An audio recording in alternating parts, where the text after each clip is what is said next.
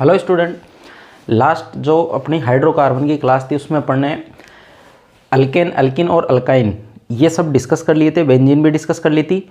एक टॉपिक उसमें रह रहा था, वो था अपना आइसोमेरिज्म से रिलेटेड। तो आज अपन बात करते हैं आइसोमेरिज्म की।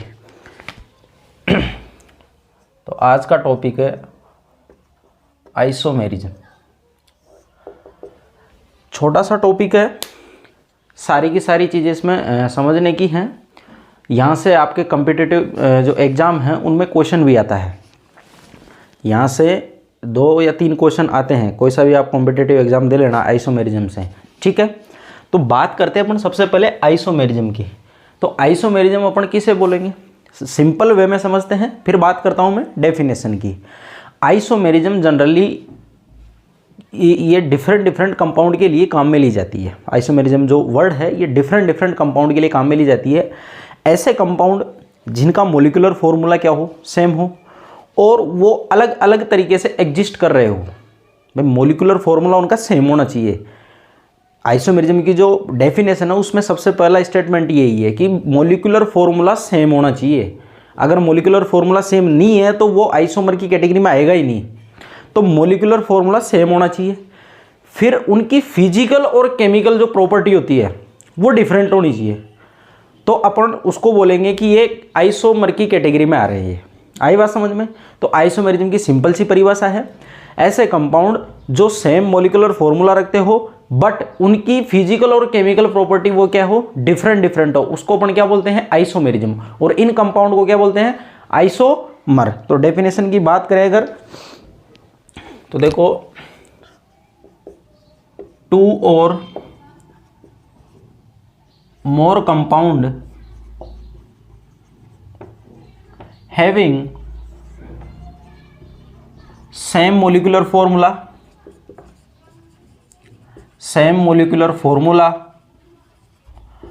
but different physical and chemical properties. 2 or more compound having same molecular formula but different physical and chemical properties are known as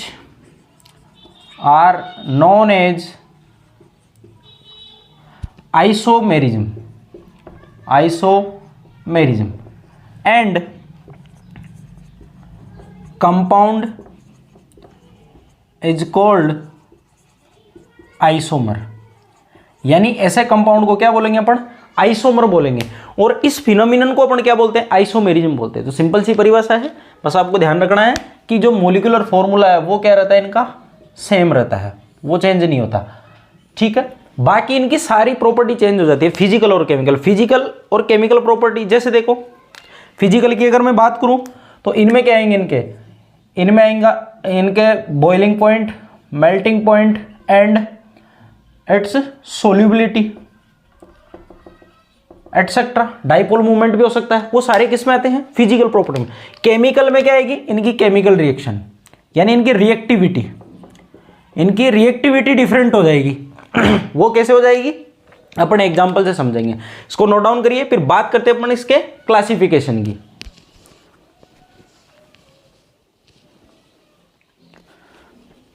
अब बात करते हैं अपन इसके क्लासिफिकेशन की। तो आइसोमेरिज्म को 2 भागों में बांटा गया है। देखो इधर क्लासिफिकेशन, इसका क्लासिफिकेशन 2 भागों में किया हुआ है। एक तो है स्ट्रक्चरल आइसोमर या आइसोमेरिज्म,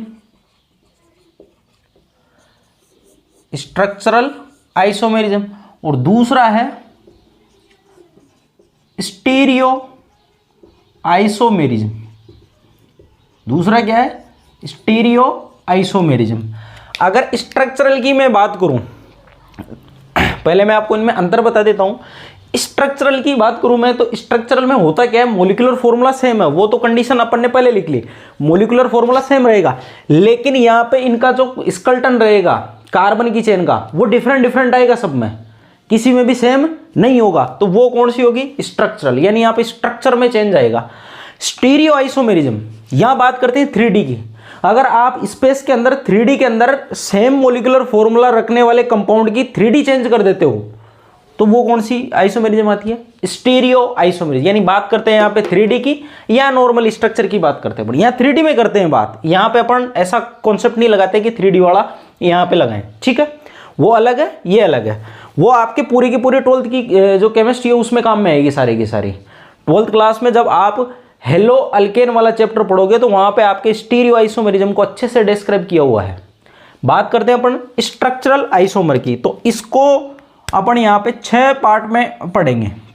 फर्स्ट है चेन आइसोमेरिज्म,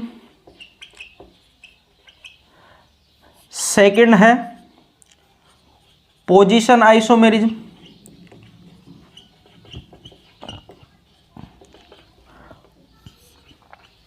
थर्ड है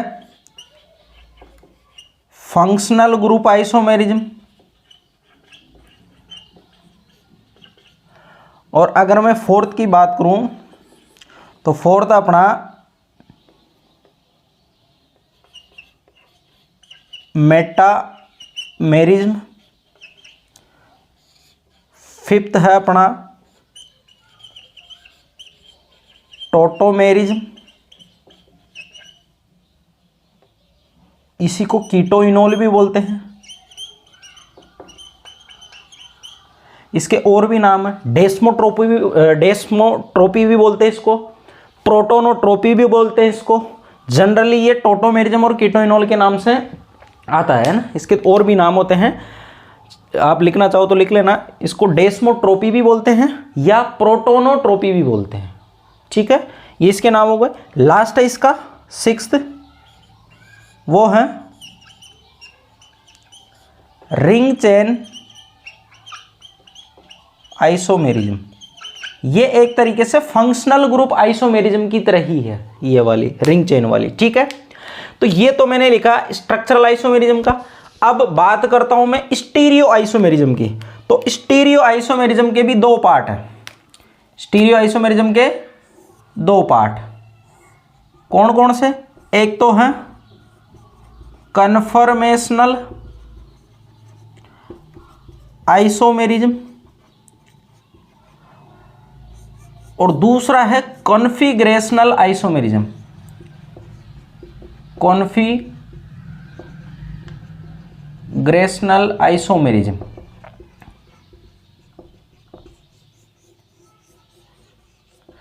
अब बात करते हैं कॉन्फिगरेशनल की। तो इसको फर्दर 2 पार्ट में डिवाइड किया हुआ है। एक तो है ज्योमेट्रिकल आइसोमेरिज्म और एक है optical isomerism. Optical isomerism. Geometrical isomerism में जनरली आते हैं सिस ट्रांस। इसमें क्या आते हैं? Cis and trans. कॉमनली बता रहा हूं मैं, और भी आते हैं, ईजेड आता है, सिन एंटी आता है, लेकिन आपके काम का ही बता रहा हूं मैं। सिर्फ जो आपको पढ़ना है वो है सिस और ट्रांस वाले। ऑप्टिकल आइसोमेरिज्म में यहां पे D and L, R and S, ऐसे इनका डेजिग्नेशन आता है ना। जो ऑप्टिकल आइसोमर होते हैं उनको डी एल से या आर एस से डिनोट किया जाता है। इनको भी पढ़ेंगे अपन, इनका ब्रीफली अपन इंट्रोडक्शन लेंगे, बाकी डिटेल में आपके 12th क्लास में है, ठीक है? तो ये एक पूरा क्लासिफिकेशन है किसका? आइसोमेरिज्म का। 2 भागों में बांटा है, स्ट्रक्चरल और स्टीरियो। स्ट्रक्चरल को फर्दर 6 पार्ट में डिवाइड किया हुआ है। Chain isomer, position isomer, functional isomer, metamerism, tautomerism, ring chain. उसके बाद स्टीरियो आइसोमेरिज्म को फर्दर 2 पार्टों में डिवाइड किया हुआ है, कन्फर्मेशनल आइसोमर और कन्फिगरेशनल आइसोमर। कन्फर्मेशनल आइसोमर है ये कार्बन कार्बन सिंगल बॉन्ड वाले हैं, सारे के सारे इसमें आएंगे। जिनमें सिंगल बॉन्ड में रोटेशन होता है वो इसमें आएंगे। कन्फिगरेशनल आइसोमर, इसमें स्पेशल टाइप के कंपाउंड अपन यहाँ पे पढ़ेंगे, जैसे अल्कीन है। और इधर ऑप्टिकल आइसोमेरिज्म में अपन ऐसे कंपाउंड पढ़ेंगे जिन पे कार्बन के जो 4 वैलेंसी वो डिफरेंट डिफरेंट कंपाउंड से जुड़ी हुई होती है। ऐसे कंपाउंड को अपन कायरल कार्बन बोलते हैं। तो वो यहाँ पे अपन देखेंगे कि वो ऑप्टिकल आइसोमेरिज्म शो करते हैं, ठीक है? इसको नोट डाउन करिए, फिर स्टार्ट करते हैं स्ट्रक्चरल आइसोमेरिज्म।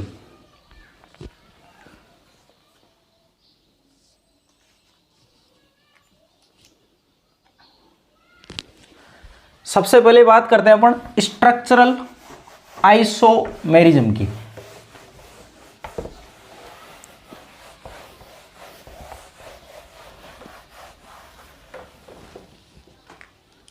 सबसे पहले बात करते हैं अपन structural isomerism.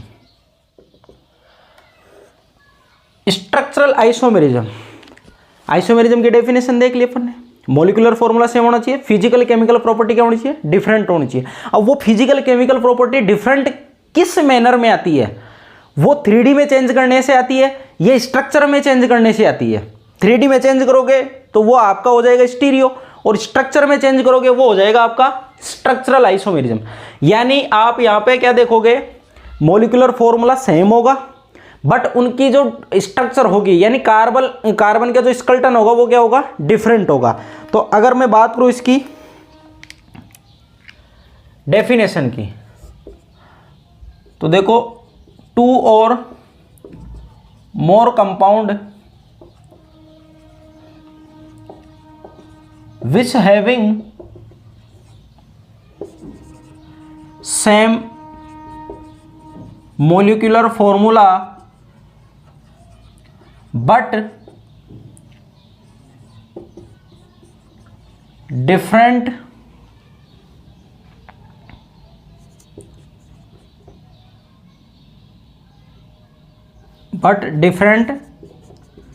skeleton of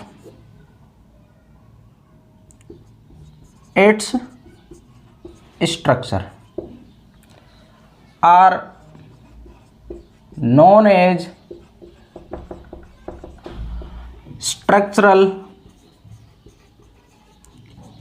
isomerism.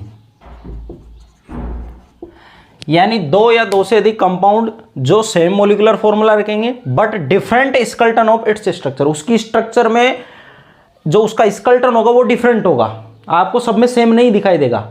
हो सकता है कई में जो फंक्शनल ग्रुप है उनकी शिफ्टिंग हो गई हो सकता है किसी में चेन ज़्यादा है, किसी में चेन कम है, किसी में ब्रांचिंग ज़्यादा है, किसी में ब्रांचिंग कम है। यानी ओवरऑल उसकी स्ट्रक्चर का जो स्केलेटन है वो डिफरेंट होना चाहिए, सेम नहीं होना चाहिए। सेम हो गया तो वो होमोमर हो जाएगा। होमोमर का मतलब होता है सेम से, उसमें कुछ भी चेंज नहीं है। आई बात समझ में? तो ये बात हो इसकी डेफिनेशन से रिलेटेड की। अब यहाँ पे आइसोमेरिज्म को स्टार्ट करने से पहले, जो इनके पार्ट्स स्टार्ट करने से पहले मैं आपको यहाँ पे एक छोटा सा टॉपिक पढ़ाऊंगा, इसको बोलते हैं डिग्री ऑफ अनसेचुरेशन। क्योंकि आपके एग्जाम में क्वेश्चन आते हैं, वो आपके एग्जाम में सीधा मॉलिक्यूलर फॉर्मूला दे देता है। तो मॉलिक्यूलर फॉर्मूला दे देता है तो आपको पता नहीं चलता इसकी स्ट्रक्चर कैसे बनेगी। तो स्ट्रक्चर बनाने से पहले आपको ये पता रहना चाहिए कि ये जो कंपाउंड दिया गया है इसके अंदर मल्टीपल बॉन्ड यानी अनसेचुरेशन या पाई बॉन्ड कितने हैं। अगर उसमें पाई बॉन्ड नहीं है तो आप उसकी पॉसिबल स्ट्रक्चर बना सकते हो, लेकिन आपको अनसेचुरेशन का पता कैसे चलेगा, तो उसको निकालने का एक फॉर्मूला पढ़ेंगे, फिर आप आगे इनको अच्छे से समझ पाओगे। आई बात समझ में? तो अब आप हेडिंग डालिए इसी में, degree of unsaturation. Degree of unsaturation नाम से ही स्पष्ट है। अनसेचुरेशन का मतलब क्या होता है? मल्टीपल बॉन्ड, डबल बॉन्ड या ट्रिपल बॉन्ड। यानी अपन बात करेंगे किसकी? अनसेचुरेशन की, तो वहां डबल बॉन्ड ट्रिपल बॉन्ड आएगा। ठीक है। डिग्री का मतलब है उनकी संख्या कितने हैं। तो वो कैसे निकालोगे आप? तो मैं पहले लिख देता हूं, how many multiple bond and ring. इसका मतलब क्या होता है? How many multiple bond and rings are present in molecule are known as degree of unsaturation. यानी उसके अंदर कितने मल्टीपल बॉन्ड है या उसमें कितनी रिंग अनसेचुरेशन, वो अनसेचुरेशन को बताएगी। अभी मैं बताऊंगा आपको कि रिंग में भी कैसे अनसेचुरेशन अपन निकालेंगे। इसका फॉर्मूला लिख लीजिए पहले आप। डिग्री ऑफ अनसेचुरेशन का फॉर्मूला सीधा 2 इंटू कार्बन की संख्या प्लस 2 प्लस नाइट्रोजन की संख्या माइनस हाइड्रोजन की संख्या माइनस हेलोजन की संख्या, और सब में भाग दे देना कितने का? 2 का। इससे आपका यहाँ पे डिग्री ऑफ अनसेचुरेशन आ जाएगा। डिग्री ऑफ अनसेचुरेशन आ जाएगा। ये क्या है, कार्बन की संख्या, यहाँ सी लिखा है ना मैंने, कार्बन की संख्या है, एन क्या है नाइट्रोजन की संख्या, एच क्या हाइड्रोजन की संख्या, एक्स क्या हेलोजन की संख्या। भाई उस मॉलिक्यूल में कितने हेलोजन या कितने हाइड्रोजन या कितने नाइट्रोजन जुड़े हुए हैं वो सारी संख्या आपको लिखनी है और इस हिसाब से उसको सोल्व आउट करना। इसको नोट डाउन करिए, फिर अपन एग्जाम्पल से समझते हैं।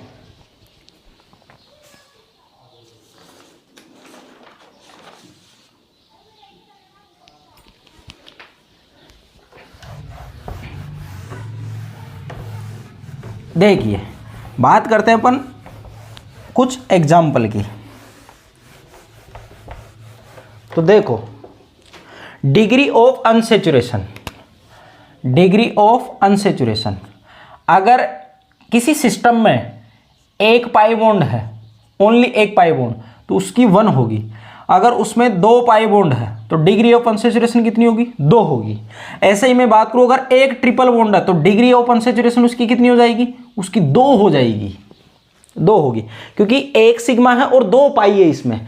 अगर आपके पास ऐसा कॉम्बिनेशन आ जाए कि उसके अंदर डबल बॉन्ड भी है और ट्रिपल बॉन्ड भी है तो डिग्री ऑफ अनसेचुरेशन कितनी हो जाएगी, 2 तो इसमें है और एक ही है, तो टोटल कितनी, 3। तो ये डिग्री ऑफ अनसेचुरेशन है, यानी how many multiple bond are present in molecule, वो क्या है, डिग्री ऑफ अनसेचुरेशन। और एक और, ये तो मैंने बात कर ली अनसेचुरेशन की।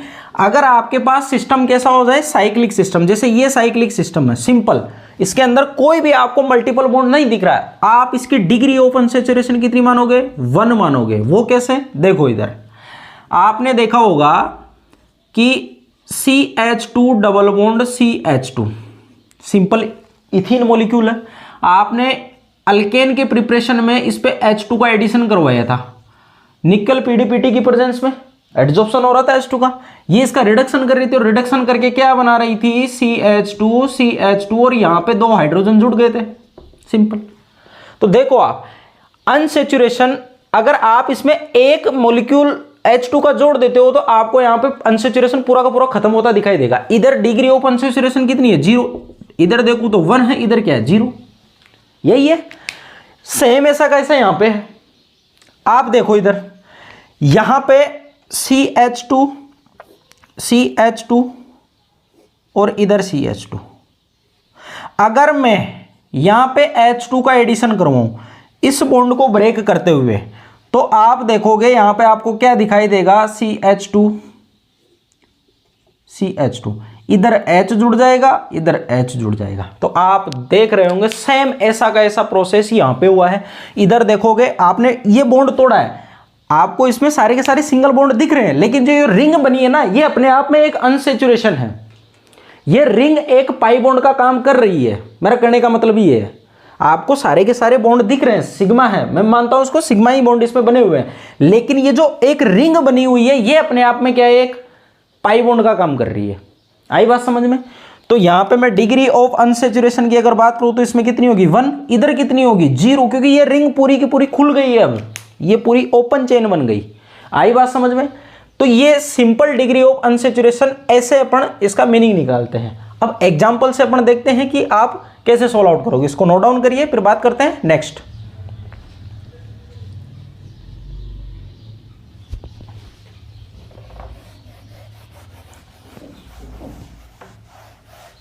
अब बात करते हैं अपन एग्जाम्पल की।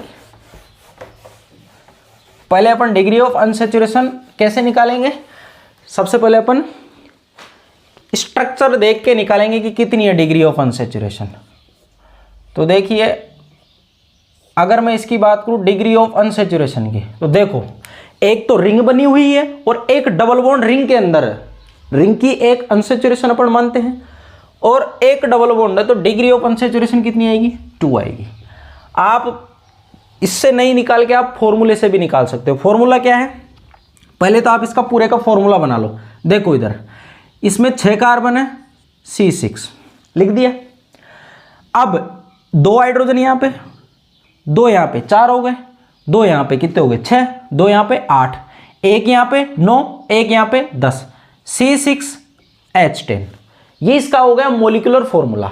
अब ये तो अपन ने देख के निकाला है। डिग्री ऑफ अनसेचुरेशन अपन क्या करते हैं, फॉर्मूले से निकालते हैं। क्या है, 2C + 2 + N - H minus x divided by 2, सब में 2 का भाग दे देना है। तो आप यहाँ पे कार्बन की संख्या देखो कितनी है, 6, 2 × 6 प्लस 2। नाइट्रोजन है इसमें, नहीं, 0 लिख दो। हाइड्रोजन है, बिल्कुल है, कितने हैं, 10।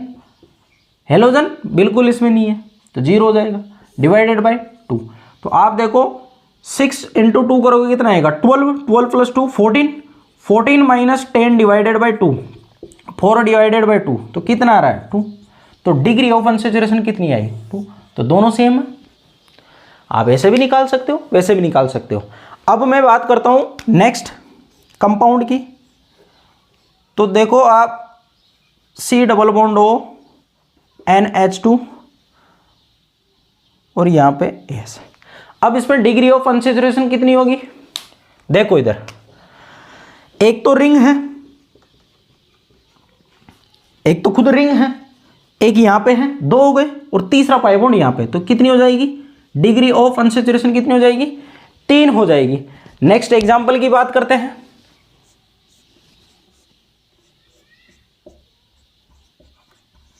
ये डिग्री ऑफ अनसैचुरेशन कितनी होगी, देखो इधर एक तो रिंग है, रिंग के लिए एक पाई बॉन्ड यहाँ पे, एक पाई बॉन्ड यहाँ पे, कितने हो गए, 3।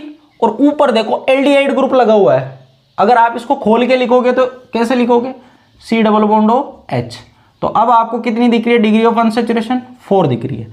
अगर मैं बेंजीन की बात करूं तो बेंजीन के अंदर ऐसा होता है, 3 पाई बॉन्ड, एक तो खुद पूरी की पूरी रिंग क्या है, एक अनसैचुरेशन रखती है, और 3 पाई बॉन्ड, कितनी हो गई डिग्री ऑफ अनसैचुरेशन, कितनी हो गई, 4 हो गई। तो ऐसे आप किसी भी मॉलिक्यूल की डिग्री ऑफ अनसैचुरेशन निकाल सकते हो। आपको फॉर्मूला बता रखा है, आप उससे निकाल सकते हो। उसको नोट डाउन करिए, फिर देखते हैं नेक्स्ट।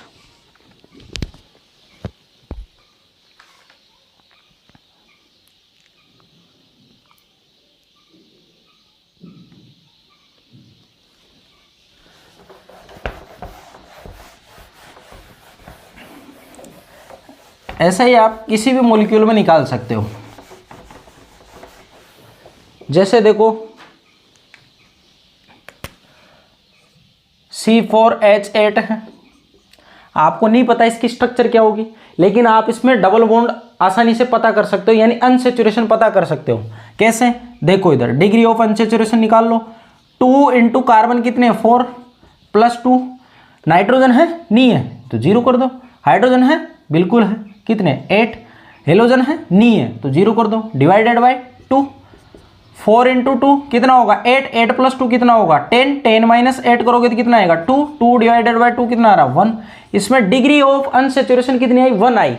या तो ये हो सकता है रिंग, या ये रख सकता है एक डबल बॉन्ड। इन दोनों में से वो एक चीज रखेगा, हो सकता है दोनों भी रखता हो, तो दोनों रखेगा तो आइसोमर बन जाएंगे। आई बात समझ में। अपन को यहां से ये पता चला है कि ये रिंग में भी एग्जिस्ट कर सकता है, ये पाई बॉन्ड में भी एग्जिस्ट कर सकता है। ये आपके आइसोमेरिज्म आइडेंटिफाई करने में काम में आएंगे। आपको नहीं पता होगा, अब ये दे दिया तो आपको पता है कि इसमें क्या है, पाई बॉन्ड है या रिंग है, लेकिन आप यहां से ये निकाल चुके हो कि इसमें एक अनसैचुरेशन है। अब वो रिंग से आया है या पाई बॉन्ड से आया है, वो डिफरेंट तरीके से वो एग्जिस्ट करेगा, जिन्हीं को अपन क्या बोलेंगे, आइसोमर बोलेंगे। आई बात समझ में। तो ये है सिंपल। ऐसे ही नेक्स्ट एग्जाम्पल है C5H9N। C5H9N। अब आपको डिग्री ऑफ अनसैचुरेशन निकालना है, तो कैसे निकालोगे, कार्बन की संख्या कितनी है, 5, ये लो लिख लिए। हाइड्रोजन की ये +2 करना है। नाइट्रोजन कितने हैं इसमें, 1, +1 करना है। हाइड्रोजन कितने हैं, -9। हेलोजन है, नहीं है, तो 0 कर दो, डिवाइडेड बाई 2। 5 × 2 10, 10 और 3 कितने हो गए, 13। 13 माइनस 9 करोगे तो कितना आएगा आपके पास, 4 बचेगा, डिवाइडेड बाई 2। तो कितना आ रहा है, 2। तो डिग्री ऑफ अनसैचुरेशन कितनी आ रही है इसमें आ रही है 2। अब वो 2 क्या आ रही है, हो सकता है 2 पाई बॉन्ड हो सकता है 1 पाई 1 रिंग हो सकता है दोनों की दोनों रिंग हो, वो डिपेंड करेगा अलग अलग उसकी फॉर्म पे। ठीक है, अपन यहां से बस ये निकाल सकते हैं कि इसमें कितने अनसैचुरेशन उपस्थित होंगे। नोट डाउन करिए, फिर बात करते हैं अपन नेक्स्ट।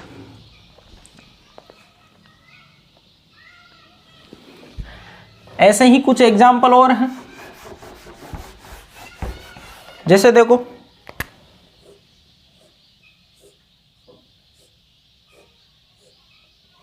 ये रिंग है, ये पूरा पूरा सिस्टम दे रखा है जिसमें दो 3 मेंबर्ड रिंग जिनको बोलते हैं साइक्लोप्रोपेन जुड़े हुए हैं। तो एक रिंग के लिए डिग्री ऑफ अनसैचुरेशन 1 होता है, तो 2 के लिए कितना होगा 2 हो जाएगा इसका। ऐसे ही यहां पे अगर मैं ऐसे लिख दूं इसको, तो अब बताओ डिग्री ऑफ अनसैचुरेशन कितना होगा। सिंपल सी बात है, एक इसका होगा, एक इसका होगा, एक इसका होगा, तो डिग्री ऑफ अनसैचुरेशन कितना हो जाएगा 3 हो जाएगा। तो डिग्री ऑफ अनसैचुरेशन ऐसे निकालते हैं।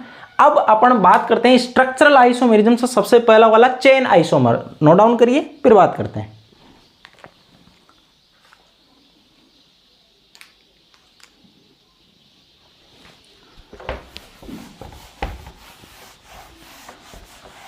देखिए सबसे पहले बात करते हैं अपन चेन आइसोमर की,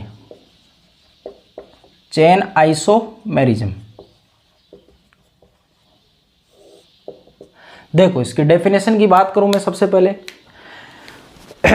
2 या 2 से अधिक कंपाउंड जो मॉलिक्यूलर फॉर्मूला सेम रखते हो, बट उनका जो कार्बन का स्केलेटन है, ये जो कार्बन चेन है वो डिफरेंट होनी चाहिए, कार्बन की चेन डिफरेंट होनी चाहिए।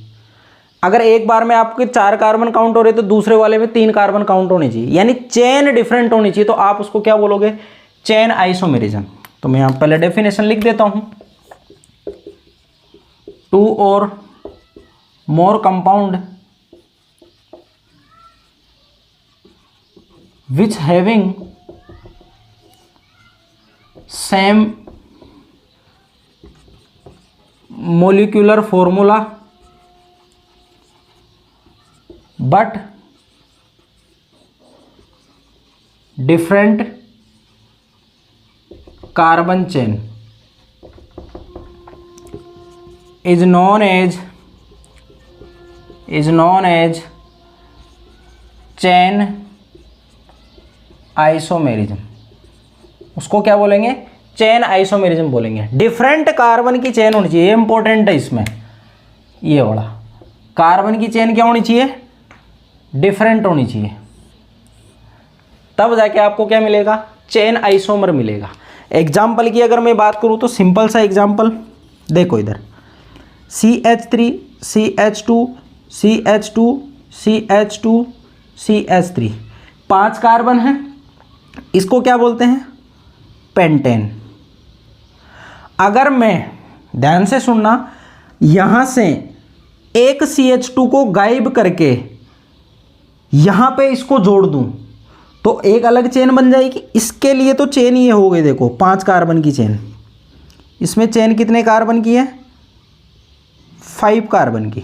अगर मैं इसको कुछ इस तरीके से लिख दूं CH3 CH2 CH CH3 CH3, तो अब चेन क्या हो जाएगी इसमें ये वाली हो जाएगी। चाहिए ले लो, ये ले लोगे तो ये इधर जुड़ा रह जाएगा। इसका नाम क्या है कॉमन नेम मैंने बताया हुआ है, इसको बोलते हैं आइसोपेंटेन। इसको क्या बोलते हैं आइसोपेंटेन। चेन कितने कार्बन की है 4 कार्बन की। अगर मैं इस CH2 को और इसी कार्बन पे जोड़ दूं तो ये कुछ ऐसा बन जाएगा CH3 CH3 CH3। अब देखो कार्बन की चेन छोटी हो गई, इसको क्या बोलते हैं नियोपेंटेन। और चेन इसकी क्या हो जाएगी 3 कार्बन की। और हाँ एक चीज़ और यहाँ पे मैं इंक्लूड कर देता हूँ, जो आइसोमर होते हैं ना, अगर किसी कंपाउंड के डिफरेंट फॉर्म एग्जिस्ट कर रही है आइसोमर की फॉर्म में, उनके आयुपेक नेम सबके अलग अलग होते हैं। ये स्ट्रक्चरल के लिए भी है और ये ज्योमेट्रिकल के लिए भी है। आइसोमर सेम तो हो ही नहीं सकता, आइसोमर अगर आप ले लिए तो उनका आयुपेक नेम तो डिफरेंट होगा, वो कभी भी सेम नहीं हो सकता। आई बात समझ में। तो एक स्टेटमेंट ये भी लिख सकते हो आप कि जो आइसोमर होते हैं इनके नोमेनक्लेचर अगर आप करोगे तो आयुपेक नेम सबका डिफरेंट आएगा। आप इसका नाम लिखोगे तो 5 कार्बन का पेंटेन आएगा, इसका 4 कार्बन का लिखोगे तो क्या आएगा 2 पे मिथाइल हो तो 2 मिथाइल ब्यूटेन आएगा, इसका लिखोगे तो क्या आएगा 2 डाई मिथाइल प्रोपेन आएगा।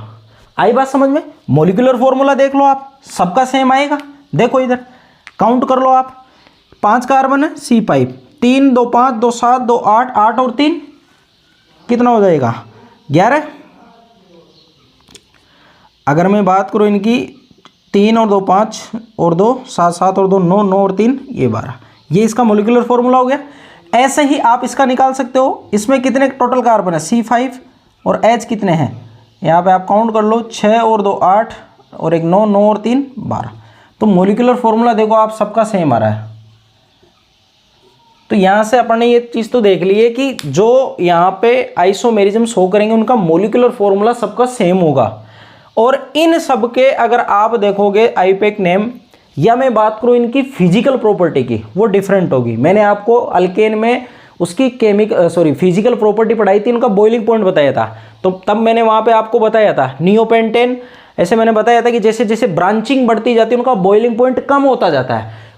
कंपाउंड एक ही है, मोलिकुलर फॉर्मूला एक जैसा रखते हैं, लेकिन ब्रांचिंग जैसे जैसे बढ़ती जाती है उनका बॉइलिंग पॉइंट कम होता जाता है। इसका बॉइलिंग पॉइंट कम होता है, इसका ज़्यादा होता है, तो चेंज आ गया यहाँ पे। तो आपको साफ दिख रहा है यहाँ पे कि इनकी फिजिकल प्रॉपर्टी डिफरेंट है, भले ही ये मोलिकुलर फॉर्मूला क्या रखते हो, सेम रखते हो। आई बात समझ में? इसको नोट डाउन करिए, फिर एक एग्जाम्पल और देखते हैं इसमें।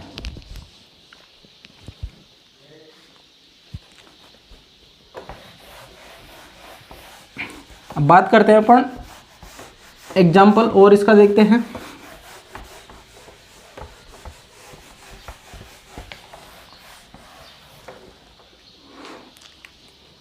देखिए CHO,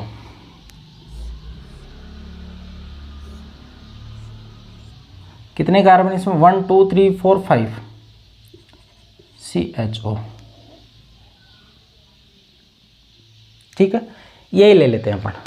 इसमें देखो आप अगर कार्बन की चेन देखोगे आपको तो ये पूरी की पूरी ये चेन दिखाई देगी। इसमें कितने कार्बन है 1 2 3 4 5। अगर यहाँ पे देखोगे तो कार्बन की चेन देखो, प्रिंसिपल फंक्शनल ग्रुप है, इसको छोड़ना नहीं है आपको। 1 2 3 4, तो ये इसमें 4 कार्बन आ रहे हैं, इसमें 5 कार्बन, तो चेन में यहाँ पे डिफरेंस दिख रहा है साफ। तो ये क्या है, ये हैं आपके चेन आइसोमर। और एग्जाम्पल की अगर बात करें, ये 4 कार्बन की चेन बनाई है मैंने, इसको बोलते हैं ब्यूटेन। अगर मैं इसमें चेंज कर दूं ऐसे, तो ये कार्बन की जो चेन यहाँ पे 4 की आ रही थी, अब यहाँ पे देखोगे तो देखो चेन आपके पास ये वाली है, तो चेन यहाँ पे 3 कार्बन की हो गई, इसको बोलते हैं आइसोब्यूटेन। तो ब्यूटेन एंड आइसोब्यूटेन दोनों क्या है, आपस में एक दूसरे के आइसोमर है। ये बात हुई चेन आइसोमर की। सेकंड हेडिंग डालिए आप, पोजीशन आइसोमर, इसको नोट डाउन करिए।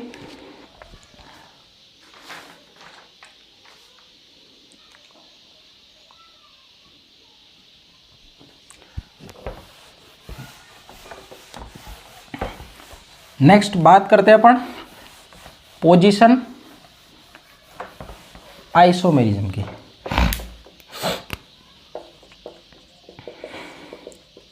पोजीशन आइसोमेरिज्म की, तो पोजीशन आइसोमेरिज्म में अपन को क्या देखना है, मोलिकुलर फॉर्मूला सेम होगा, बस यहाँ पे डिफरेंट होगी सब्स्टिट्यूएंट की पोजीशन या फिर फंक्शनल ग्रुप की पोजीशन।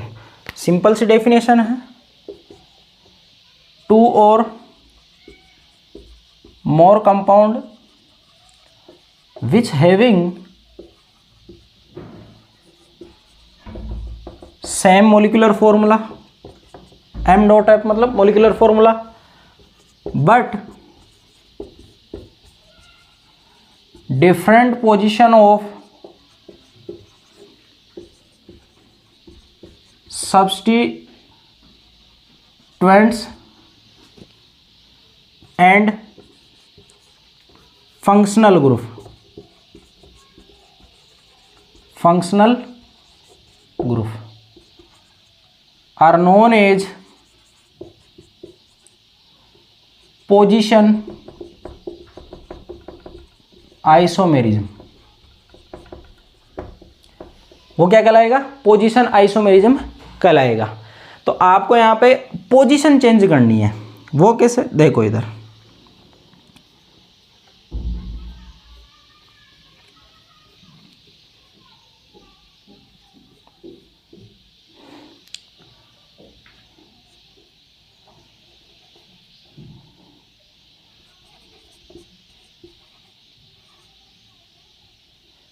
ये यहाँ पे OH जोड़ दिया मैंने, इधर CH3 लगा दिया। ये पूरी की पूरी क्या है, कार्बन की चेन है। आपको दिख रहा होगा कितने कार्बन है इसमें, 6 कार्बन है। अब मैं इसके डिफरेंट स्ट्रक्चर बनाऊं जिसमें OH को यहाँ पे शिफ्ट कर रहा हूँ।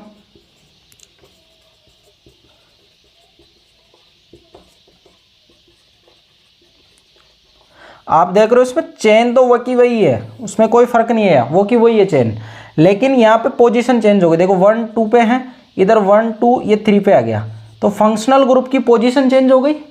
जब पोजीशन चेंज हो गई तो वो किस कैटेगरी में आएगा, पोजीशन आइसोमर में। तो ये दोनों क्या है, पोजीशन आइसोमर है एक दूसरे के। आई बात समझ में, इसको नोट डाउन करिए, फिर बात करते हैं नेक्स्ट एग्जाम्पल की।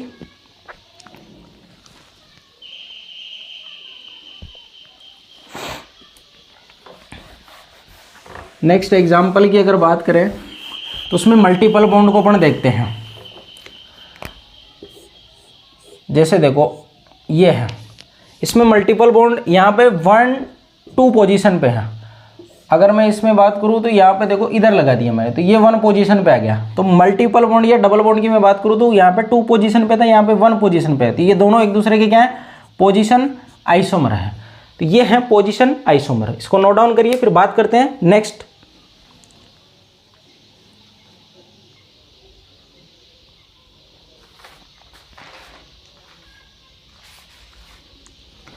अब बात करते हैं नेक्स्ट फंक्शनल ग्रुप आइसोमेरिज्म की। थर्ड बात करते हैं किसकी, फंक्शनल ग्रुप आइसोमेरिज्म की।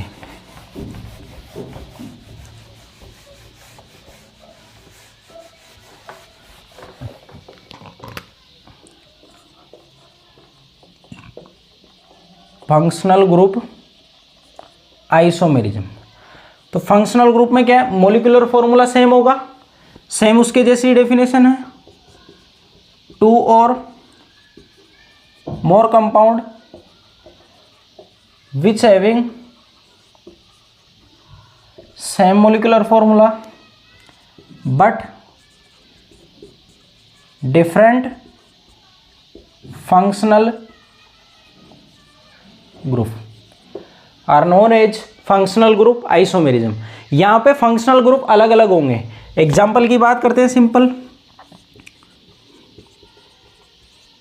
इसको बोलते हैं अपन अल्कोहल, जिसमें फंक्शनल ग्रुप क्या होता है, इसमें होता है OH। दिख रहा है साहब। अगर मैं इसके जैसा ही मॉलिक्यूलर फॉर्मूला रखते हुए अदर एक फंक्शनल ग्रुप का कंपाउंड बनाऊं तो आपको वो ईथर दिखाई देगा। ये देखो आप इसमें और इसमें मॉलिक्यूलर फॉर्मूला दोनों में सेम है, वो मैं यहाँ लिख देता हूँ C2H6O। इनका मॉलिक्यूलर फॉर्मूला दोनों का सेम है, लेकिन यहाँ पे फंक्शनल ग्रुप क्या है, अल्कोहल, और यहाँ पे क्या है, ईथर। यहाँ पे फंक्शनल ग्रुप आपको ये दिखाई दे रहा है, ईथर वाला।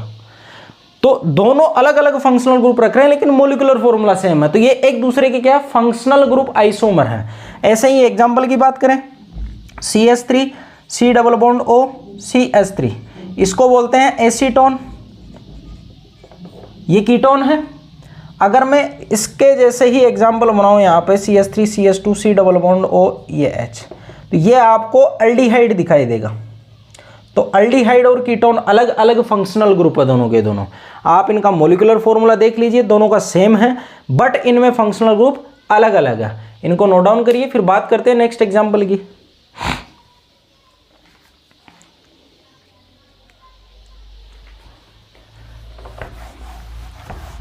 नेक्स्ट एग्जाम्पल की अगर मैं बात करूं तो देखिए, जैसे ClCH3 ये सिंपल कीटोन है, क्योंकि फंक्शनल ग्रुप दिख रहा है साहब। अगर मैं यहाँ पे CH3 CH2 C double bond O Cl ये लिख देता हूँ, इनका मॉलिक्यूलर फॉर्मूला आप देख लीजिए सेम है, निकाल लेना आप, सेम आएगा। यहाँ पे मैं ऐसा लिख देता हूँ तो ये फंक्शनल ग्रुप अलग बन गया, एसिड क्लोराइड हो गया। ये एसिड क्लोराइड फंक्शनल ग्रुप हो गया। पहले क्या था, कीटोन था। ये दोनों एक दूसरे के क्या, फंक्शनल ग्रुप आइसोमर। ऐसे ही मैं बात करूँ अमाइड की,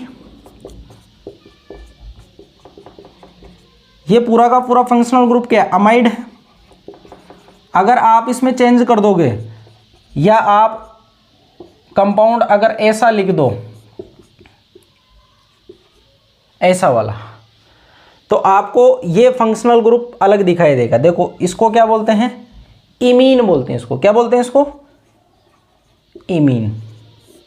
जैसे अमीन होता है, और अमीन अगर NH2 ग्रुप अगर डबल बॉन्डेड हो तो उसको इमीन बोलते हैं। तो अमाइड और इमीन एक दूसरे के क्या है, वो फंक्शनल ग्रुप आइसोमर है। तो इसको नोट डाउन करिए, फिर बात करते हैं नेक्स्ट।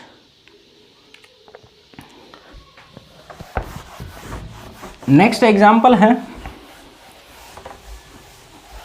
मैंने आपको नोमेनक्लेचर में भी बताया था वहां पे कि जो अमीन होती है 1 डिग्री 2 डिग्री 3 डिग्री, ये अलग अलग फंक्शनल ग्रुप रखती है।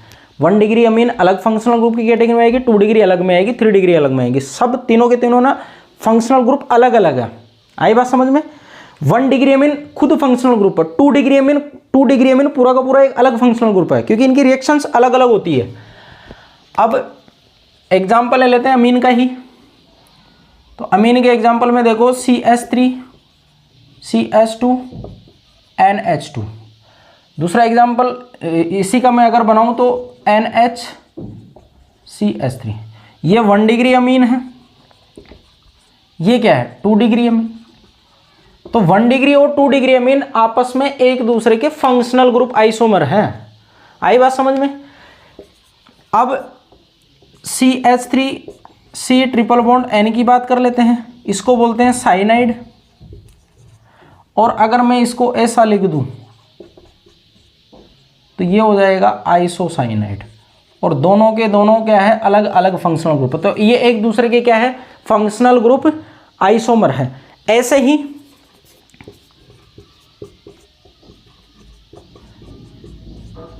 ये आयन है, ट्रिपल बॉन्डेड फंक्शनल ग्रुप क्या है, ट्रिपल बॉन्डेड आयन है। अगर मैं यहां पे 2 डबल बॉन्ड लिख देता हूं, अगर मैं यहां 2 डबल बॉन्ड लिख देता हूं तो देखो आप इसमें और इसमें हाइड्रोजन काउंट करो आप, 3 2 5 एंड 6, 2 और 2 4 एंड 2 6। मॉलिक्यूलर फॉर्मूला सेम है। यहां पे देखो ये आयन था, अब ये किस में हो गया, डाइईन में। तो आयन और डाइईन आपस में एक दूसरे के क्या है, फंक्शनल ग्रुप आइसोमर है। तो ये सारे के सारे फंक्शनल ग्रुप आइसोमर है। नोट डाउन करिए, फिर बात करते हैं नेक्स्ट आइसोमेरिज्म की।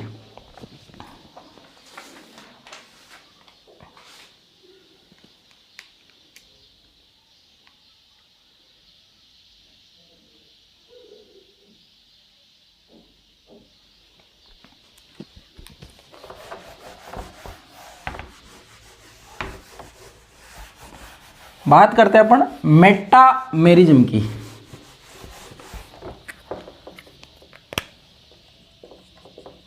मेटामेरिज्म 4th नंबर पे।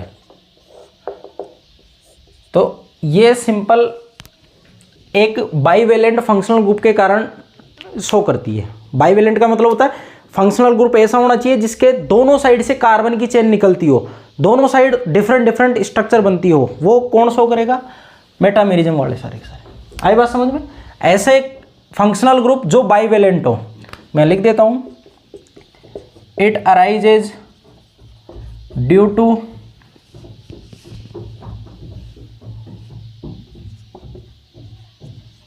Bivalent functional group. बाइवेलेंट का मतलब फंक्शनल ग्रुप जो भी होगा, फंक्शनल ग्रुप जो भी होगा उसके दोनों साइड क्या रहेगी, कार्बन चेन, इधर भी कार्बन इधर भी कार्बन। ऐसे फंक्शनल ग्रुप को अपन क्या बोलेंगे, बाइवेलेंट बोलेंगे। उसके दोनों साइड से वैलेंसी कार्बन की चेन से ऑक्यूपाई होगी। तो ये किसकी वजह से अराइज होगा, ये वाले मेटामेरिज्म, बाइवेलेंट फंक्शनल ग्रुप। तो बाइवेलेंट की अगर मैं बात करूं तो देखो इधर CH3 CH2 C double bond O CH2 CH3। यहां पे आपको दिख रहा होगा कार्बन डबल बॉन्डेड O, जिसको बोलते हैं कीटोन। कीटोन की 2 वैलेंसी देखो, इधर भी कार्बन से अटैच है, इधर भी कार्बन से अटैच है। अब यहाँ पे इधर 2 कार्बन है, इधर 2 कार्बन है, एक कार्बन वाले को इधर ले आओ आप तो अलग स्ट्रक्चर बन जाएगी। तो वो क्या बनेगी, देखो CH3 CH2 CH2 C double bond O CH3। तो ये आपके हो गया मेटामेरिज्म वाला। इसको आपको पोजीशन आइसोमेरिज्म में नहीं लेके जाना है। आई बात समझ में। ये फंक्शनल ग्रुप की एक प्रॉपर्टी होती है। ये क्या होती है, फंक्शनल ग्रुप की प्रॉपर्टी। आपको दिख रहा होगा, आप सोच रहे होंगे कि 1 2 3 पोजीशन पे आ रहा था तो 3 पे, इधर अभी आ रहा है 2 पे, तो फंक्शनल ग्रुप की पोजीशन चेंज हो गई। तो ये आपके अकॉर्डिंग आप सोच रहे होंगे कि ये पोजीशन आइसोमर होना चाहिए, बिल्कुल होगा पोजीशन आइसोमर भी, लेकिन मेटामेरिज्म भी शो करेगा ये, लेकिन मेटामेरिज्म भी शो करेगा। आई बात समझ में। अगर आपके एग्जाम में क्वेश्चन आता है, दोनों का आता है तो दोनों करिए, अगर दोनों उसमें नहीं दे रखा, एक दे रखा है तो एक करिए, इनमें से एक कोई सा भी दे रखा हो। अगर उसने ऐसा भी दे दिया कि ये कंपाउंड दे दिया, अब वो पूछ रहा है कि ये कौन सी आइसोमेरिज्म शो करता है, 4 ऑप्शन दे रखे हैं, जैसे फर्स्ट दे रखा है चेन, दूसरा दे रखा है उसमें पोजीशन वाला, तीसरा दे रखा है मेटामेरिज्म वाला, और फोर्थ दे रखा नन ऑफ दीज, कोई नहीं है। तो अब आपके यहाँ पे कॉन्ट्राडिक्शन हो गई कि आप किसको लोगे। तो इनके लिए मैं एक लास्ट में आपको ऑर्डर बता दूंगा। मेटामेरिज्म की जो प्रायोरिटी रहती है सेलेक्ट करने की, वो पोजीशन से ज़्यादा रहती है, तो मेटामेरिज्म के अकॉर्डिंग ही रिजल्ट निकलता है। आई बात समझ में। तो मेटामेरिज्म ये शो करता है, बिल्कुल शो करता है पोजीशन, मेटामेरिज्म भी शो करता है, लेकिन मेटामेरिज्म जैसे ही ये शो करेगा तो वो इससे प्रायोरिटी में आगे रहेगी। आई बात समझ में। तो आपको इसको आगे रखना है, अगर आपके एग्जाम में क्वेश्चन के ऊपर डिपेंड करता है वो, ठीक है। तो ये मेटामेरिज्म शो कर रहा है, पोजीशन भी शो करता है। अब मैं बात करता हूँ next CH3 CH2 CH2O CH3। Ether की बात करूँ, बाइवेलेंट होता है, तो आप इसको ऐसे भी लिख सकते हो। तो ये मेटामर हो गया। आई बात समझ में। फिर बात करें अपन नेक्स्ट,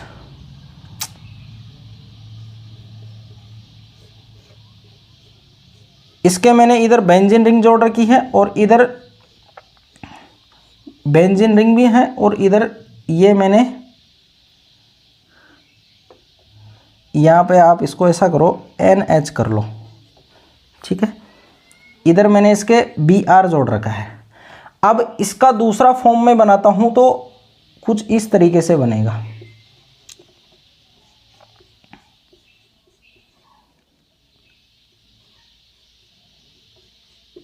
इधर मैंने Br जोड़ दिया। देखो पहले Br किधर जुड़ा हुआ था, नाइट्रोजन बॉन्डेड बेंजीन रिंग के साथ, अब Br किस में जुड़ा हुआ है, कार्बन बॉन्डेड बेंजीन रिंग में।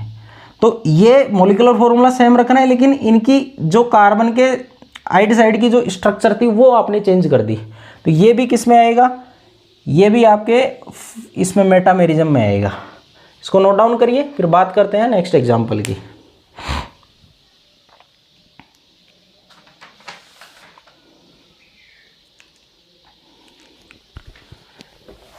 नेक्स्ट अपने टोटोमेरिज्म।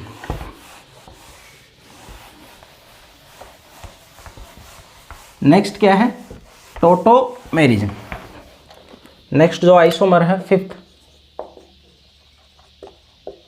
टोटोमेरिज्म, और कीटोइनोल भी बोलते हैं इसको,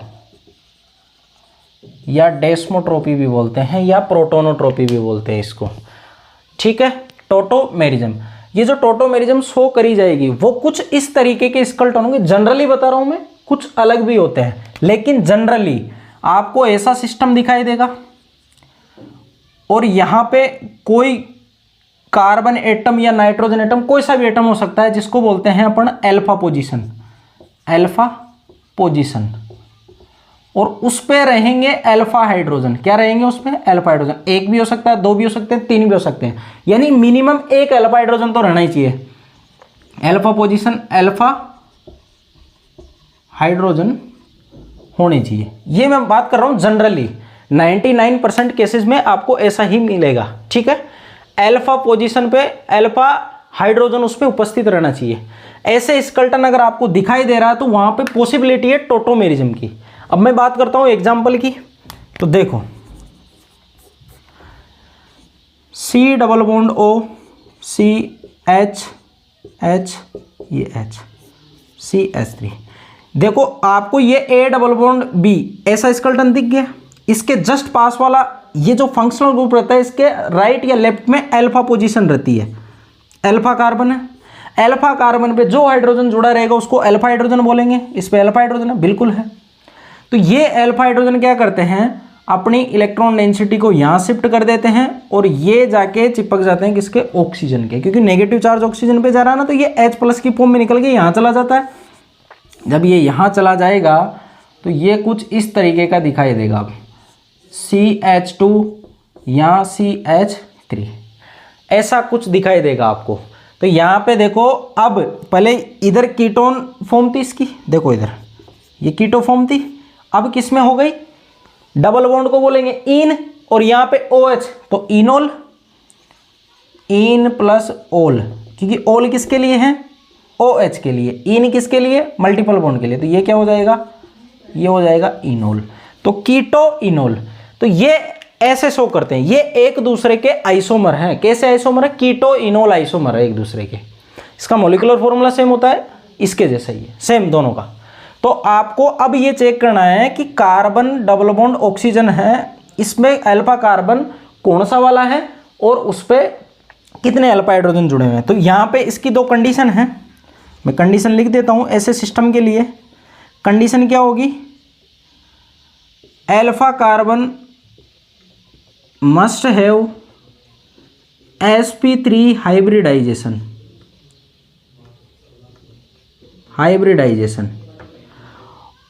sp3 तो रखेगा ही रखेगा, साथ में alpha carbon must have alpha hydrogen. Alpha hydrogen तो होना ही होना चाहिए, भले से उसमें एक ही हो।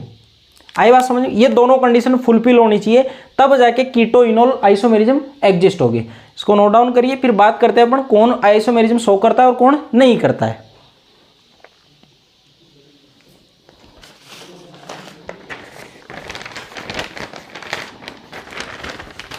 मैं यहाँ पे एग्जाम्पल लिख दे रहा हूँ, फिर आपको उनमें ढूंढना है कि कौन सा आइसोमेरिज्म शो करता है और कौन सा नहीं करता है।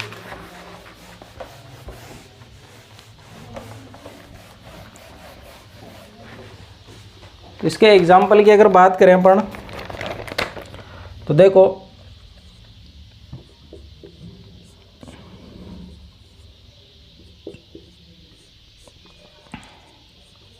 आपको यस नो बस ये टिक करना है कि ये वाला देगा या नहीं देगा आइसोमेरिज्म। ये इम्पोर्टेंट है, क्योंकि आपके जो 12th का एल्डिहाइड कीटोन वाला जो चैप्टर है उसमें रिएक्शन है एल्डोल कंडेंसेशन। वो कंडेंसेशन इस अल्फा हाइड्रोजन की वजह से ही आती है।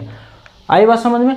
और एक है हेलोफॉर्म रिएक्शन, वो हेलोफॉर्म भी इन अल्फा हाइड्रोजन की वजह से ही होती है। तो ये इंपॉर्टेंट आपके लिए, आपको इनमें अल्फा हाइड्रोजन काउंट करना आना चाहिए।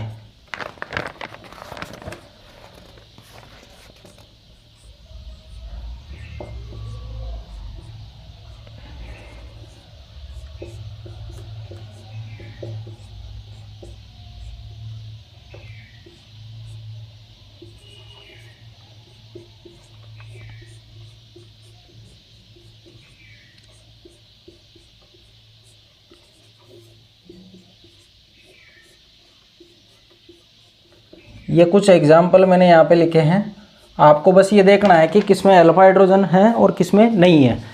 तो देखिए इधर ये सिंपल एक फॉर्मेल्डिहाइड का कंपाउंड है, इस पे आपको दिख रहा है इधर कार्बन है ही नहीं। जब इसमें अल्फा कार्बन ही नहीं है तो अल्फा हाइड्रोजन का तो सवाल ही नहीं है। जब नहीं है तो ये टोटोमेरिज्म देगा, नो। इसमें देखो इस कार्बन पे, इसमें ये अल्फा कार्बन है लेकिन इस पे 3 मिथाइल ग्रुप जुड़े हुए हैं, हाइड्रोजन नहीं है। इधर हाइड्रोजन कार्बन है ही नहीं तो हाइड्रोजन कहाँ से जुड़ेगा, तो ये टोटोमेरिज्म शो नहीं करेगा। इधर देखो यहाँ CH2 है, अल्फा कार्बन दे रखा है ना, यहाँ पे 2 H जुड़े हुए हैं यानी 2 अल्फा हाइड्रोजन है और 1 अल्फा हाइड्रोजन इधर है, तो वो किधर से भी शो कर सकता है। तो ये तो टोटोमेरिज्म शो करेगा, तो मैंने यहाँ पे यस कर दिया, ठीक है। इधर देखो ये डबल बॉन्ड है, इधर देख रहे हो इस कार्बन पे 2 मिथाइल जुड़े हुए हैं और 2 वैलेंसी यहाँ पे पूरी हो रखी है, यानी हाइड्रोजन नहीं है यहाँ पे। इधर 2 अल्फा हाइड्रोजन है, तो इधर है तो ये शो करेगा। ऐसे ही ये है, इधर 2 मिथाइल है, इधर तो आपको अल्फा हाइड्रोजन नहीं दिख रहे हैं, लेकिन इधर आपको 1 अल्फा हाइड्रोजन मिल रहा है, तो इसकी वजह से ये शो करेगा। इधर देखो 2 मिथाइल, इधर भी 2 मिथाइल, ये शो नहीं करेगा। इधर देखो इस कार्बन पे ये एक बॉन्ड इधर, एक बॉन्ड इधर, एक, तो 1 अल्फा हाइड्रोजन इसमें अभी भी है, तो इसकी वजह से ये शो कर जाएगा। यहाँ पे देखो यहाँ पे अल्फा हाइड्रोजन नहीं है, तो ये नहीं करेगा शो। तो ये कुछ एग्जाम्पल हैं जिसमें आपको देखना है कि टोटोमेरिज्म शो करेगा या नहीं करेगा, और किस हिसाब से आपको शो करवाना है वो मैंने जस्ट आपको भी पहले बताया था कि कीटो का क्या बनाना है, इनोल बनाना है। इसको नोट डाउन करिए, फिर बात करते हैं नेक्स्ट एग्जाम्पल की।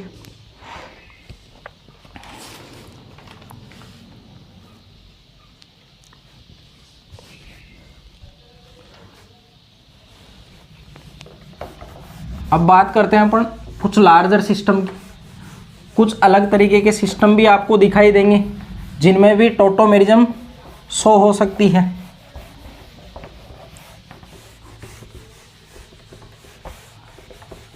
वो एग्जाम्पल है, जैसे देखो CH2,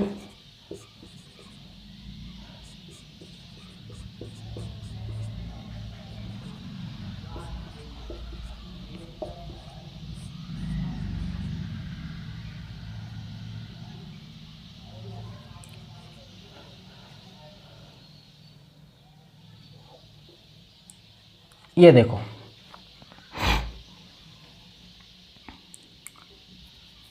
इसमें एक को कम कर लेते हैं अपन, ये थोड़ा ज़्यादा बड़ा हो जाएगा, ठीक है ना। तो यहाँ पे CH2 ये कर लेते हैं, 1 पाइप सिस्टम वाला, वो थोड़ा ज़्यादा बड़ा हो जाएगा, पॉसिबल उसमें भी है। देखो यहाँ पे एक पाइप बॉन्ड और बीच में आ गया, इधर है वही सिस्टम मैंने बताया आपको सिर्फ पाई बॉन्ड वाला स्केलेटन देखना है। तो पाई बॉन्ड वाला स्केलेटन आप यहाँ नहीं देख के यहाँ देख सकते हो। तो यहाँ पे जब इसको देखोगे तो इधर ये इसके लिए अल्फा बन जाएगा, तो यहाँ पे अल्फा हाइड्रोजन प्रेजेंट है, बिल्कुल है, तो ये शिफ्ट यहाँ होगा और ये यहाँ होगा। और इसकी कीटोइनोल वाली फॉर्म कैसी बनेगी, अब देखो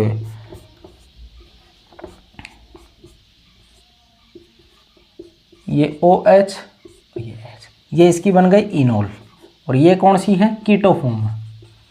ये कौन सी है, कीटो फॉर्म है।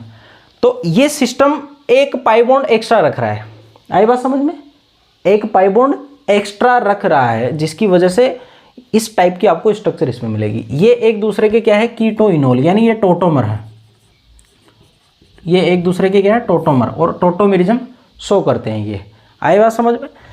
नेक्स्ट ऐसा ही एग्जाम्पल है, देखो इधर ये डबल बॉन्ड है, ये इधर यहाँ H है, यहाँ H है। इस पाई बॉन्ड, ये जो पाई बॉन्ड है यहाँ पे आप देखोगे तो आपको अल्फा कार्बन नहीं मिलेगा, क्योंकि sp3 वाला कार्बन है ही नहीं इधर। तो फिर आप देखो नेक्स्ट वाली मोइटी, ये इसके लिए आपको इधर अल्फा कार्बन मिल जाएगा, यहाँ पे मिल रहा है, अल्फा हाइड्रोजन है बिल्कुल। तो ये यहाँ पे इलेक्ट्रॉन डेंसिटी शिफ्ट करेगा और ये जाके ऑक्सीजन पे ऐसे चिपक जाएगा, और ये आपको कुछ इस तरीके का कंपाउंड यहाँ पे दिखाई देगा। ये एक फेमस रिएक्शन है, या मैं इसको बोलूँ रीअरेंजमेंट टाइप की रिएक्शन है, जिसको बोलते हैं डाई इनोन फिनोन रीअरेंजमेंट। ये डाई इनोन फिनोन रीअरेंजमेंट है, dienone phenol rearrangement, dienone phenol rearrangement है ये। इसमें फिनोल का फॉर्मेशन होता है, एक दूसरे के कीटो इनोल आइसोमर है ये, क्या है, कीटो इनोल आइसोमर। आई बात समझ में। ऐसे ही एग्जाम्पल है एक HC ट्रिपल बॉन्ड N, ये भी C triple bond NH show कर सकता है, ये भी एक दूसरे के क्या है, कीटो इनोल आइसोमर है। ये थोड़ा डिफरेंट टाइप का आपको यहाँ पे दिखाई देगा, ठीक है ना। ये भी कीटो इनोल आइसोमर है। ये हाइड्रोजन क्या करता है, ये नाइट्रोजन इसको कैप्चर कर लेता है, ये इलेक्ट्रॉन डेंसिटी यहाँ पे दे जाता है, और ये इस तरीके से बना लेता है। हाइड्रोजन की शिफ्टिंग की वजह से ये इसमें सब हाइड्रोजन की शिफ्टिंग हो रही है, तो इसको भी इसी में पढ़ा जाता है कि एक यहाँ पे भी देखने को मिलता है। ये थोड़ा डिफरेंट टाइप का है। आई बात समझ में। ये था आपके टोटोमेरिज्म से रिलेटेड। अब लास्ट बचता है इसका रिंग चेन आइसोमर। इसको नोट डाउन करिए, फिर बात करते हैं रिंग चेन आइसोमर की।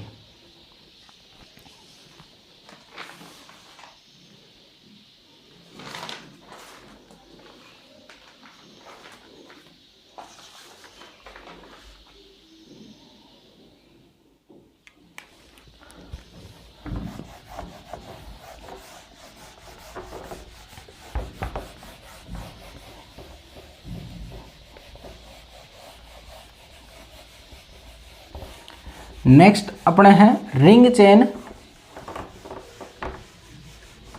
Isomer.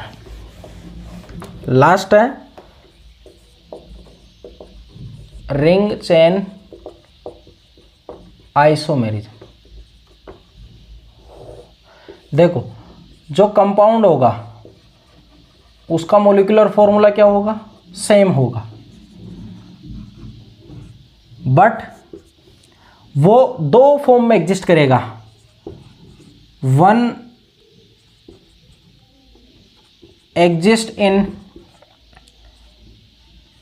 Open chain and another exist in cyclic form. Molecular formula same होना चाहिए, एक एग्जिस्ट करेगी ओपन चेन में, एक एग्जिस्ट करेगी साइक्लिक फॉर्म में। सिंपल सा एग्जाम्पल है, इसको बोलते हैं अपन ब्यूटीन। डिग्री ऑफ अनसैचुरेशन कितनी है इसकी, 1 है, क्योंकि साफ दिख रहा है इसमें, एक ही क्या है, पाई बॉन्ड है। आप अगर इसको ऐसा लिख दो तो ये बन जाएगा साइक्लो ब्यूटेन, लेकिन इसकी डिग्री ऑफ अनसैचुरेशन कितनी आएगी, 1 आएगी। तो इनकी डिग्री ऑफ अनसैचुरेशन बराबर होती है, ये खास बात है इनकी। मॉलिक्यूलर फॉर्मूला देख लीजिए आप, इधर एक कार्बन है यानी 4 कार्बन है टोटल, इसमें 3 हाइड्रोजन यहाँ पे, 2 5 और 1 6, 6 और 2 8। इसका देखोगे तो इसका भी यही आएगा। मॉलिक्यूलर फॉर्मूला दोनों का सेम है, लेकिन एक एग्जिस्ट कर रहा है ओपन चेन में, एक एग्जिस्ट कर रहा है साइक्लिक फॉर्म में। ठीक है, इसको नोट डाउन करिए, फिर एक और एग्जाम्पल की बात करते हैं। नेक्स्ट अगर मैं एग्जाम्पल की इसमें बात करूं तो आप देखो, इधर जैसे ये है, इसके लिए ऐसा हो जाएगा कुछ। आप इन दोनों का मॉलिक्यूलर फॉर्मूला निकाल लेना, C4 2 और 1 3, 2 5 और 1 6, H6। इसमें भी आप निकालोगे C4 H6 ही आएगा। तो दोनों में मॉलिक्यूलर फॉर्मूला सेम है। डिग्री ऑफ अनसैचुरेशन यहाँ पे 2 है, यहाँ पे भी 2, एक तो रिंग की और एक पाई बॉन्ड की, तो 2 आएगी। तो दोनों क्या है, रिंग चेन आइसोमर है। ऐसे ही ये और एक साइक्लोप्रोपेन, ये दोनों भी क्या है, एक दूसरे के रिंग चेन आइसोमर है।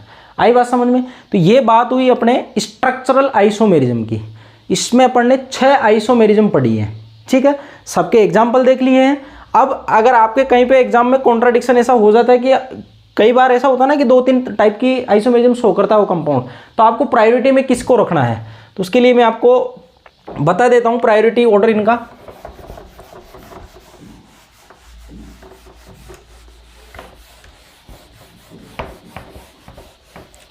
इनका जो प्रायोरिटी ऑर्डर है वो आप याद रख लेना, उससे फिर आपके कोई भी मिस्टेक नहीं होगी। सबसे ज़्यादा प्रायोरिटी रहती है रिंग चेन वाले की। ठीक है, फिर रहती है टोटोमेरिज्म की, उसके बाद में रहती है फंक्शनल ग्रुप की, फिर रहती है मेटामेरिज्म की, और उसके बाद में रहती है पोजीशन आइसोमर की, और सबसे लास्ट में रहती है चेन आइसोमेरिज्म की। ये प्रायोरिटी ऑर्डर है, प्रायोरिटी ऑर्डर। अगर आपके कहीं पे ऐसा कॉन्ट्राडिक्शन हो रहा है कि अपन कंपाउंड 2 या 3 आइसोमेरिज्म शो कर रहा है, तो करेक्ट कौन सी होगी, तो ये प्रायोरिटी ऑर्डर है। ये आपको याद रखना, सबसे ज़्यादा होगी रिंग चेन की प्रायोरिटी, फिर टोटोमेरिज्म की उससे कम फंक्शनल ग्रुप की उससे कम किसकी होगी, मेटामेरिज्म की उससे कम किसकी होगी, पोजीशन आइसोमर की, और सबसे कम किसकी होगी, चेन आइसोमर की। तो ये आपके ओवरऑल आइसोमेरिज्म वाला पार्ट। आई बात समझ में।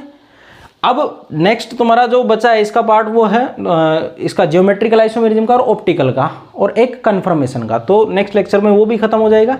फिर आपको ऐसा करके ये अल्केन, अल्कीन, अल्काइन और बेंजीन वाला पूरा का पूरा हाइड्रोकार्बन का कंप्लीट हो जाएगा। ठीक है, थैंक यू।